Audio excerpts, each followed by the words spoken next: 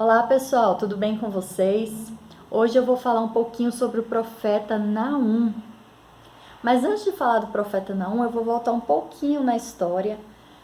Há uns vídeos atrás eu falei sobre o profeta Jonas. Quem assistiu aí e talvez já conheça a história, as crianças gostam muito dessa história do profeta Fujão, né, que tentou ali se esconder de Deus, mas por fim ele foi à cidade de Nínive, que era onde Deus tinha mandado ele ir para dar ali, entregar uma mensagem de Deus. E quando Jonas fala com aquelas pessoas, eles se arrependem dos seus maus caminhos, eles se voltam para Deus, eles se humilham, aquilo agradou a Deus. Então Deus, que estava decidido a destruir aquela nação, viu a atitude deles de arrependimento sincero naquele momento ali, e Deus então desiste de destruir aquela nação.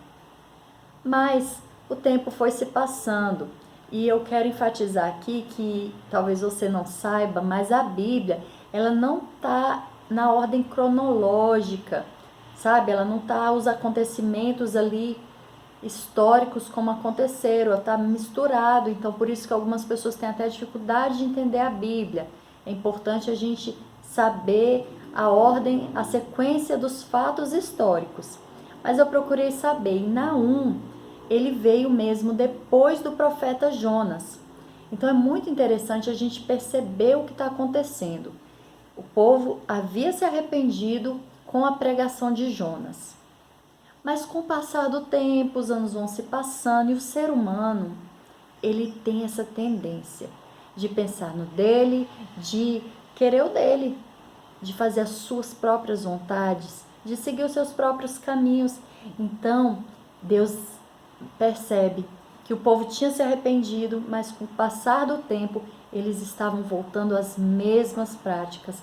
Eles estavam fazendo coisas que desagradavam a Deus, de forma que Deus levanta de novo outro profeta, agora o profeta Naum, para ir lá de novo na cidade de Nínive e dizer: gente, eu sou Deus de amor, mas eu também sou Deus de justiça. Porque as pessoas tinham voltado às práticas terríveis, abomináveis, que desagradavam a Deus. E como eu falei no vídeo que eu falei sobre o profeta Jonas, mais uma vez eu falo, eu gosto de trazer as histórias para mim, como eu tenho sido diante de Deus, como eu tenho me apresentado. Será que eu tenho feito dessa forma? Será que Deus me chama a atenção, aí eu vou lá, me arrependo, peço perdão, mudo de vida por um tempo, mas depois eu vou voltando às práticas que desagradam a Deus? Não é assim que nós devemos agir. Sabe? Vocês já ouviram aquela velha frase: não, isso tem nada a ver. Não, você está sendo muito radical. Também não é assim. Deus me entende. E por aí vai. A gente vai conseguindo tantas desculpas para a gente enganar a gente mesmo. Porque ninguém engana Deus. Mas a gente vai se enganando. Não tem nada a ver. Deus me aceita, Deus me criou, Ele me entende, Ele que me formou, Ele me fez assim. Eu também tenho que me permitir, sabe? Isso é muito perigoso. Eu prefiro errar pelo excesso de cuidado, de zelo, do que pela falta de cuidado e de achando que não tem nada a ver, que tudo pode, agora tudo pode. E aí a gente vai se afastando de Deus, vai se afastando de Deus cada vez mais. E quanto mais longe de Deus, o homem longe de Deus, ele faz coisas terríveis, ele não consegue mais ouvir a voz de Deus, ele não consegue mais saber diferenciar o que é certo e o que é errado. Ele vai aceitando tudo como sendo certo.